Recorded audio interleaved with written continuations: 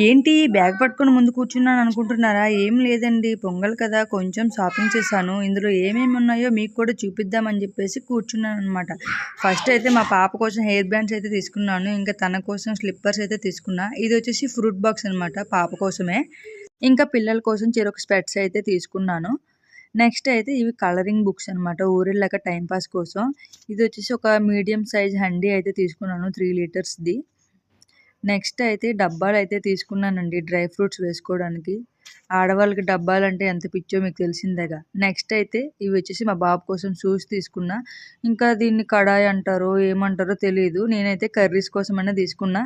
ఇది కూడా ఒకటి తీసుకున్నాను. నాకు స్టీల్ గిన్నెలంటే చాలా ఇష్టం. ఇంకా మా పాప కోసం ఒక స్టడీ చైర్ అయితే తీసుకున్నాము. ఇంకా బాగా చదువుకుంటది కదా అనేసి.